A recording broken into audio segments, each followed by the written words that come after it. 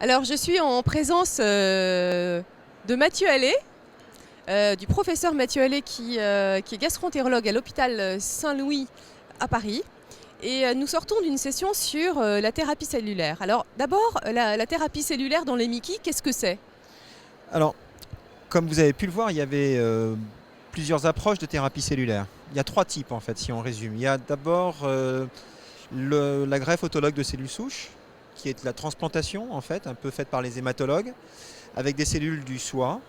Et cette approche est réservée aux maladies réfractaires, aux gens qui ont des maladies très sévères, qui ne répondent pas aux traitements classiques.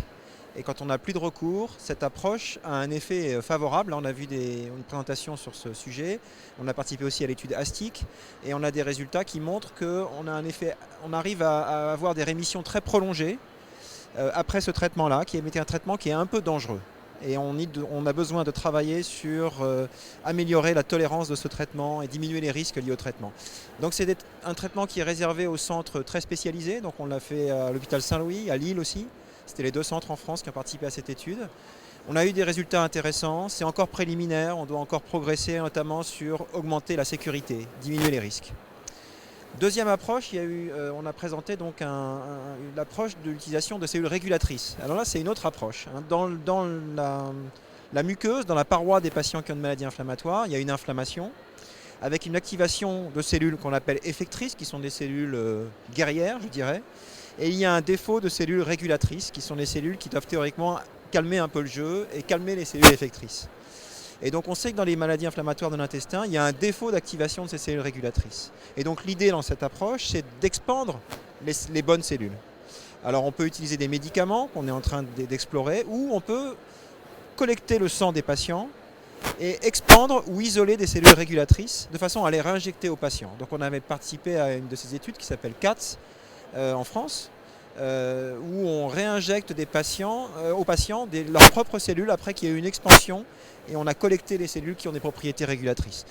C'est très intéressant, c'est encore assez préliminaire, on manque encore de données d'efficacité, donc on a des études de phase 2, de phase 3, de phase 2B qui sont en cours. Et voilà. Et puis il y a une dernière approche dont on parle beaucoup aujourd'hui, c'est l'utilisation des cellules souches. Alors les cellules souches, on appelle les cellules souches mésenchymateuses. On peut les isoler à partir des tissus graisseux, de la graisse des patients, ou à partir de la moelle osseuse. Et puis il y a différentes approches. Soit on prend les cellules souches de patients donneurs et on les donne à différents patients, soit on récupère les cellules souches d'un propre patient pour lui redonner à différents endroits. Et globalement, les travaux les plus avancés concernent le traitement des fistules de la maladie de Crohn. Et comme vous le savez, c'est une situation dans laquelle on a un besoin important parce qu'on a fait des gros progrès avec les anti-TNF, avec la chirurgie et les anti-TNF. On arrive à obtenir des rémissions importantes des problèmes de fistules. Mais on a quelques patients dont les fistules résistent à ces traitements. Et donc l'idée est d'injecter ces cellules souches mésenchymateuses dans le trajet des fistules. Ça peut permettre de régénérer un peu le tissu et puis ça a aussi des propriétés régulatrices sur le plan immunitaire.